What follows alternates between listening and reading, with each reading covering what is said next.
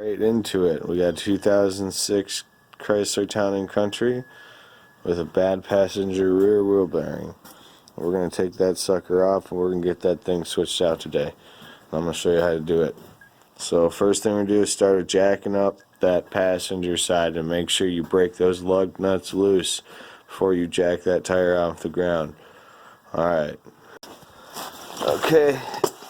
Under here you can see where I jacked it. Just inside from the tire, there's a nice spot to jack it up.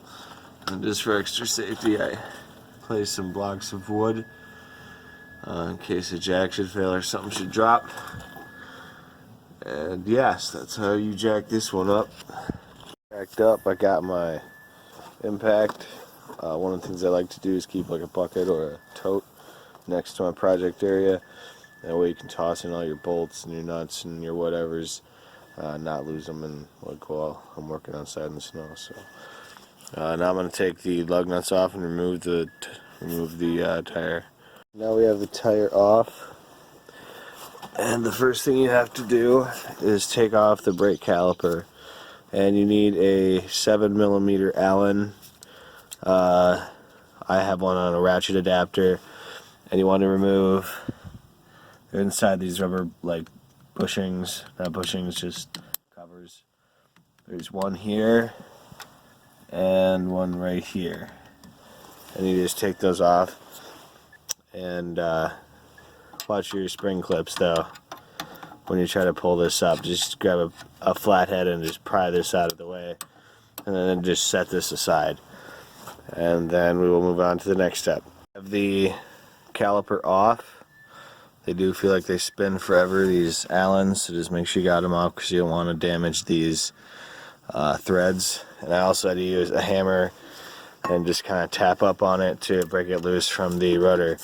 Now different approach since I can't get this off. What I'm going to do is disconnect this ABS sensor back here. It's got a small spring clip. You use the spring clip is located right in this gap right here. And use a hammer and a flathead to get that out of there so you can remove that connector so you can connect it to your next piece.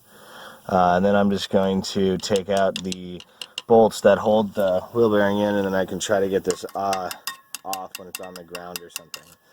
So I'm going to try that. Alright, so get that spring clip out, and we'll break loose those bolts on the back of the wheel bearing. I pulled that sensor wire out after I got the spring clip. This thing is just filthy. I already wiped off a bunch of mud from it. Make sure when you put that back in there, clean those up. I don't know if that has a bad seal on it or what, but my God, that's probably why my ABS light's on. And I guarantee all the other ones probably look exactly the same way. But maybe not. Maybe that's why this one went bad and let all this crap into it, and then that's why the bearing failed. But if this is dirty, make sure you clean this all up as good as you can, and then just kind of set it aside with the caliper until you're ready for it. Alright, now I'm going to break loose those bolts. Got my breaker bar, my half-inch breaker bar on my half-inch 18mm socket. So I'm going to use that and a hammer, maybe an extension, to break loose those wheel bearing bolts. So they're 18mm. Prior statement about needing a deep socket, you just come at it from the top, and then you can get access to the two bottom main bolts holding on the wheel bearing. So just come up from the top, and then you can use a ratchet once you broke it loose from its high torque. Okay, so found out you can't use a socket or an extension down there, because what ends up happening is the ratchet and stuff hits this bolt right here. So what you got to do is back it off as much as you can with your ratchet or your breaker bar, and then get an 18mm wrench in here and just do it real slow, because that's the only way I found to get it out without it hitting this. So all 4 bolts out of the back of the wheel bearing. I pretty much just had to use my breaker bar the entire time. This is the smallest thing I had to get in there, very small space. I would say that's the greatest challenge of the project so far, the lower bolts for the wheel bearing. But now I'm just going to kind of whack this thing free, and then I'll show you what it looks like once it's off. it's not coming off, so get the old air chisel, and I'm just going to remount her for a while and see if I can get that rusted brake loose, get that off. Not every one of you will have this, hopefully you do, but here we go, I'm going to give it a shot. So, the hammering didn't work, so I got the sludge out. And the sludge broke it free. I don't have to worry about the studs because the new one's on the wheel bearing. Just trying to be careful with this rotor. Thought of using a puller, but I thought that might warp it. I don't know how strong those are. So just give it a good old, sledgehammer that thing, break it free. The old wheel bearing is off. I pretty much just had to beat the hell out of it with this sledgehammer forever. This part actually became disconnected from this portion first, and the wheel bearing was still inside here. Sprayed some deep creep around in there, used a wire brush, and then just hammered straight down through, and then eventually it came through this side. So now that this is all out, I'm going to clean up all these surfaces. Clean up these surfaces.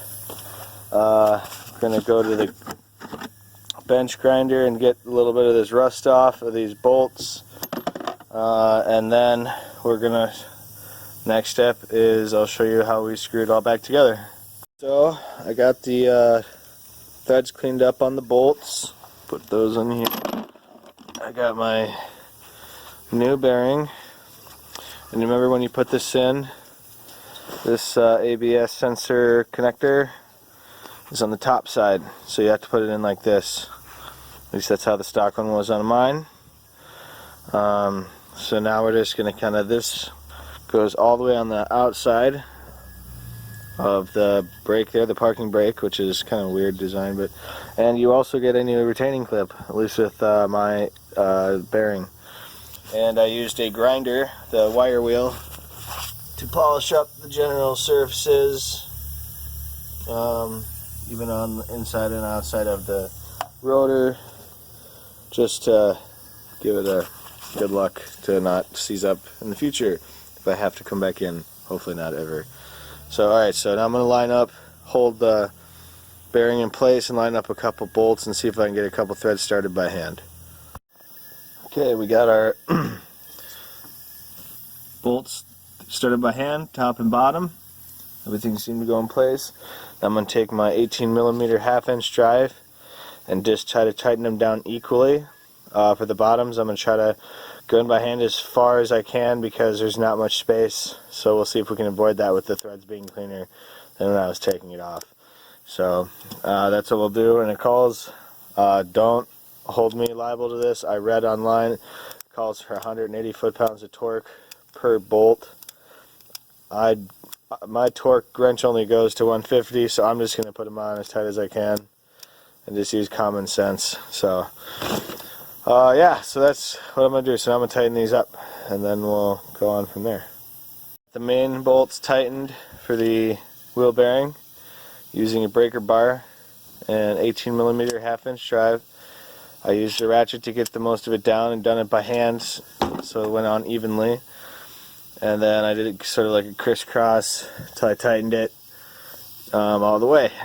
So now the next part is to put on the rotor and then put the caliper back on. So I'm going to put the rotor on and get my 7mm Allen, because that's how you attach to these right here with your caliper. Okay, so we'll do that. The rotor on. We got I have not tightened these down yet. Just got this in general position. For this spring clip, I just used a flathead screwdriver and just kind of pried it down and around so it would sit under there like that. So it just kind of holds the, I guess, it there. So yeah, I'm going to tighten this down to that 7mm now. Yeah, alright. Everything has been reinstalled. The caliper is reattached. Rotor's in place. we've reattached the sensor. You just kind of push it in, that metal clip just kind of pops. You kind of feel it. And then you clip the yellow one over on top and thread it on the outside of the brake line. So now I'm just going to put the tire back on, lower it to the ground, and that's how you do a rear bearing on a 2006 Chrysler Town & Country. If you enjoyed the video, please like and subscribe. Make a comment. Peace.